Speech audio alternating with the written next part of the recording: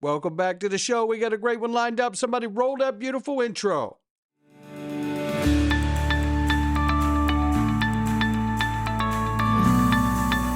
Digital Perspectives with Brad Kimes. Come on in.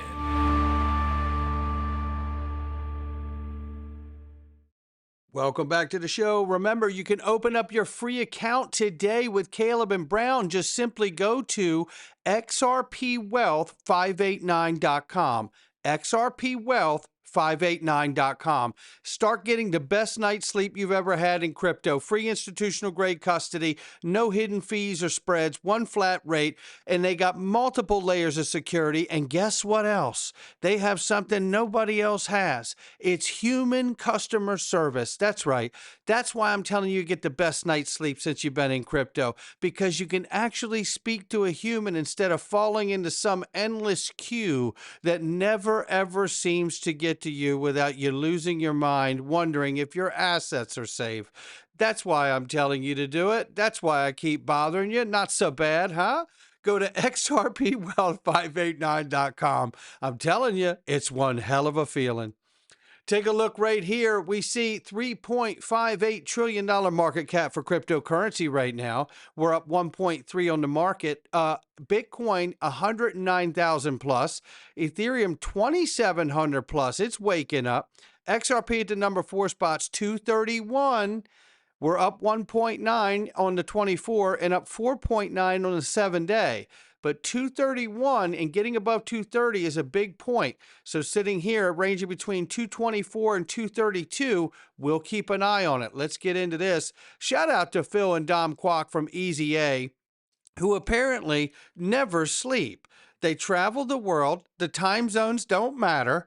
These people are unstoppable. They are not like us. They are a cut above, ladies and gentlemen. I would not be alive if I traveled in the same way that they did at my age. I could tell you that. But shout out to them and Raquel and David Schwartz, all taking their picture as XRP Apex opens up yesterday, and shout out to them and wishing all of them a fantastic, successful event. Here we see, congratulations to our member Balcony Tech on securing largest blockchain deed initiative in U.S. history. Yeah, this isn't happening somewhere else. It's happening right here at home. This is Bergen County, New Jersey will tokenize 370,000 property deeds worth $240 billion on its Avalanche-powered platform. Outstanding work on this historic 5-year partnership. You know what? Shout out to the Chamber for highlighting this. This is a shout out to Avalanche for the success with New Jersey. This is where the world's going. We know that just recently, by the way, Ripple's doing the same thing, working over in the UAE and Dubai, right?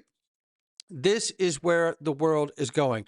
Whoa, this whole blockchain thing is turning into something. Yeah, it really is. Lock in, ladies and gentlemen.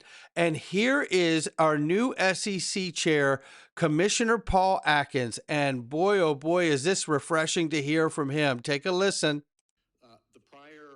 U.S. government administration discouraged Americans from participating in these market-based systems by asserting through lawsuits, speeches, regulation, and threatened regulatory action that participants and staking as a service providers may be engaged in securities transactions.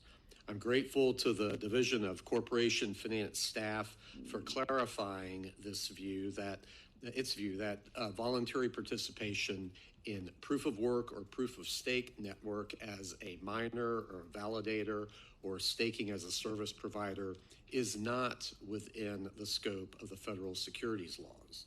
Well, that wasn't so hard? Why was it so hard for Gary Gensler? He taught all of this at MIT and then somehow took a 180-degree shift once he got the chair at the SEC. As happy as I am over that step, this statement is not a duly promulgated rule with a force of law. We understand that, Paul. We cannot stop there. The Securities and Exchange Commission must adopt a regulation based on the authority that Congress has given us. And there you Another core have it. So feature of he's showing you that because I am able to acknowledge that as the chair doesn't make it a solid rule or law. So in other words, still calling for Congress to pass the necessary legislation to get us the rest of the way there. This is what I say to this. The greatest financial paradigm shift in the history of mankind is underway. What will you tell your grandkids you were doing while it was happening? No, I know all of you will tell them you've been listening to YouTube videos and stacking your bags, and I get it. And it gets even better. Senator Majority Leader John Thune files cloture on the Genius Act, bipartisan amendment setting up for votes this week. The bill requires 60 votes to advance to final passage. But remember, it had 69 votes in cloture. So getting the 60 should be no issue. This week, David Sachs, crypto AI czar, chimes in and says, thank you for your leadership to Senator John Thune. The Genius Act is one step closer to passage, a huge milestone for the crypto community. And you know, this is a reminder of what we showed you yesterday from Smoke Dog, and it's an old diagram that we've seen plenty of times if you've been in the space for a while. But the reality is it is becoming a reality. All of this we've been looking at for years and years and years is now coming to fruition, is now becoming a real go-to-market moment. That's where we are. We know that Google, Uber, Airbnb, Meta, X, and others are going to push out to 3 billion plus people using those platforms, and instantly they will have a crypto wallet. They will start using stable coins. They will want to buy this thing called Bitcoin and other assets. That is where this is about to go. And it's super exciting because we know we have pressure from around the world to make this move. This isn't just about the last administration wouldn't embrace innovation. Of course, that is an issue, and that was a thing. But what was more concerning, what the darker side of this previous administration, the Biden administration, not embracing this tech, was the threat to the US dollar because of this tech and what other nations were doing while the US was suppressing the innovation in the United States. Over 50 nations now use the yuan, rupee, and ruble for oil and defense trade through BRICS partnership. Now, remember, I told you all of this has been about the US dollar and the petro system. This is what the pressure really is about. They keep talking, well, you know, Bitcoin's going to be great. It's your own money. I get all of this, and all those things are real narratives. I get all of that people are the talking points, the facts they're making. I get it. But the largest narrative of all is the one that I'm here for. And it is the greatest financial paradigm shift in the history of mankind's monetary system. It's not just as simple as picking a new world reserve currency. I think the US dollar will remain.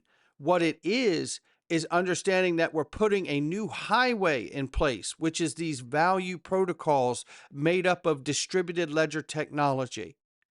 And in doing so, being able to work on this monetary system in real time and be able to introduce assets like XRP, Stellar, ADA, and others that can serve as a complement to the financial system, not competition. And that is why we have to move forward, and that is why that legislation will pass, because it is the death of the dollar if we don't act now. And I believe that's also why we see Real USD approved in Dubai. And I believe that is also why we see the Brazilian Real stablecoin launched on the XRP ledger as well. I believe that is why we see Cassie Craddock talking about this. Use cases on the back of that. So, we partnered with SocGen Forge, one of the leading banks here in France, firstly around custody, but now more broadly on issuing their Euro CV stablecoin on XRP Ledger. And there you have it, right? So now you have all these different stable coins being represented, and also the Euro OP, or the Euro P, which is a first MiCA-compliant Euro stablecoin, also integrated on the XRP ledger. Paris Schumann Financials has launched this. So this is what is interesting to me, that we're seeing all of the, and isn't that what we're supposed to see? Look, if I just go back to the diagram, right? So let's just go back to the diagram here. Look, all these different payment systems around the world. You could have SIPs, RTGS. You guys know the drill, right? That's what this is. And everybody has to have a representation of their money on the system for it to work, or otherwise the world exchange known as the DEX of the XRP ledger, built into layer 1, isn't a world exchange at all unless the world is plugged into it. And that's why I believe the threat and the pressure on the petrodollar and the dollar, the way it sits now, getting its exclusive status, is no longer. So they have to introduce stable coins, because this is where the transition of bonds will take place. So we no longer need the elevation of exclusivity in trading oil in US dollars, because it's already not happening. So again, this is like filling one bucket up from another old bucket. You're taking the liquidity from an old bucket and moving it over to the new bucket. What is in the bucket? US Treasury bonds. Yes. And getting private issuers of stablecoins to hold them in the tune of trillions and trillions of dollars. So we don't need the petrodollar agreement anymore. We don't need just oil. We don't need just gold. And in fact, the stablecoins for me are what's in play until we get enough liquidity on the ledger, the XRP ledger, to underpin the US dollar with massive amounts of reserves from every different sector of the economy. And then you're never going to crash the US dollar ever again. Again, approved in Dubai. Again, got a stable coin in Brazil. Again, Europe has 2. We know this, right? Now here's David Schwartz talking about rewiring the entire entire banking system. Take a listen here. I also, as much as I admit, I love the XRP family. I love it, love it, love it. But I will say some, even in the XRP family, it's like, look, the Bitcoin community is not our enemy. They really are not. Like, if they do well, we're going to do well.